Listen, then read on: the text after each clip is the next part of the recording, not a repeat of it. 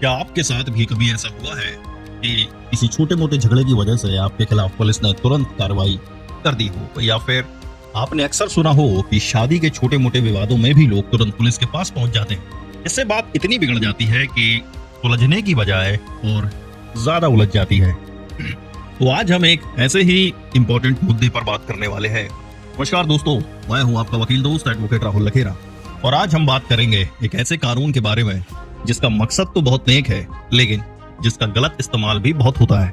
आज हम बात करेंगे भारतीय न्याय संहिता BNS की धारा 85, जिसे पहले हम IPC की धारा 498A के नाम से जानते थे। आज हम जानेंगे कि क्यों सुप्रीम कोर्ट को इस कानून के बेतहाशा दुरुपयोग को रोकने के लिए एक शानदार फैसला सुनाना पड़ा, और कैसे अब फैमिली वेलफेयर कमेटी मतलब परिवार कल्याण समिति जैसे एक नए रास्ते से शादीशुदा जोड़ों के बीच के विवाद सुलझेंगे। यह सब हम बहुत ही आसान भाषा में समझने वाले हैं।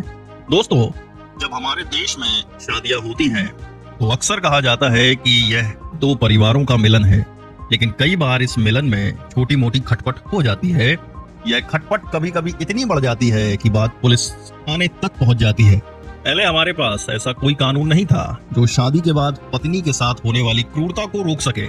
1983 में 1983 में इस जरूरत को देखते हुए एक नया कानून लाया गया जिसे IPC की धारा 498A कहा गया। इसका मकसद था पत्नियों को उनके ससुराल में होने वाली शारीरिक और मानसिक क्रूरता से बचाना। यह कानून अपने आप में बहुत मजबूत था। इसके तहत क्रूरता को परिभाषित किया गया, जिसमें मानसिक और शारीरिक दोनों तरह की चोट शामिल थी। सेक्शन 86 BNS, जो पहले 498 IPC में था, इसमें क्रूरता को समझाया गया है।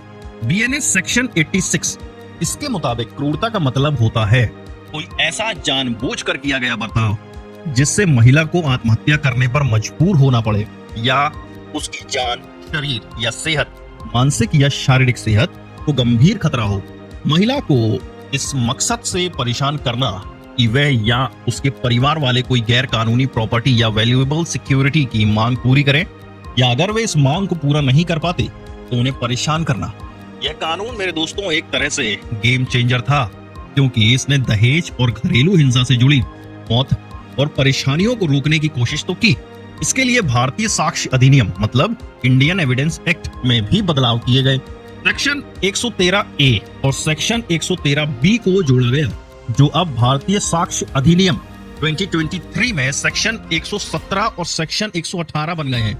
इन धाराओं के अनुसार अगर किसी विवाहित महिला की शादी के 7 साल के भीतर मौत हो जाती है या वह आत्महत्या कर लेती है और यह साबित होता है कि उसे क्रूरता का सामना करना पड़ा था, तो यह माना जाएगा कि उसकी मौत का कारण क्रूरता ही है। लेकिन मेरे दोस्तों, जैसे जैसे समय बीतता गया इस कानून का दुरुपयोग भी बढ़ने लगा।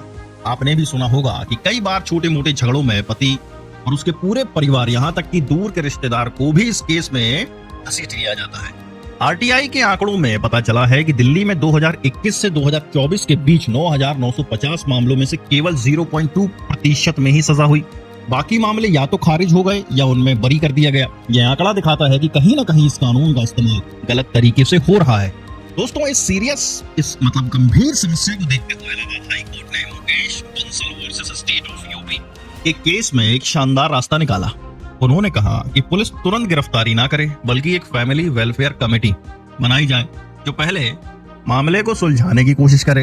हाल ही में सुप्रीम कोर्ट ने शिवांगी बंसल वर्सेस साहिब बंसल, ये भी 2025 का मामला है, इस मामले में इलाहाबाद हाई कोर्ट के इन दिशा निर्देशों को सही ठहराया और उन्हें पूरे देश में लागू करने का आदेश दिया।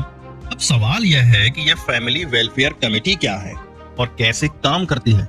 दोस्तों, फैमिली वेलफेयर कमेटी, जो कि परिवार कल्याण समिति है, इस कमेटी को हर जिले में, समझिएगा बड़ी आसानी से, हर जिले में district legal aid service authority के तहत बनाया जाएगा। इसमें कम से कम 3 सदस्य होंगे। ये सदस्य कोई युवा वकील, सामाजिक कार्यकर्ता, रिटायर्ड न्यायिक अधिकारी या किसी सीनियर अफसर की पत्नी हो सकती है। जब भी कोई FIR दर्ज होगी, अब समझिएगा, जब भी कोई FIR दर्ज होगी तो पुलिस तुरंत गिरफ्तारी नहीं करेगी। सेक्शन 85 BNS के मामले में 1-2 महीने का कूलिंग ऑफ पीरियड होगा। इस दौरान पुलिस केवल शुरुआती जांच कर सकती है, जैसे मेडिकल रिपोर्ट बनाना। इन 2 महीनों के दौरान मामला इस फैमिली वेलफेयर कमेटी के पास जाएगा।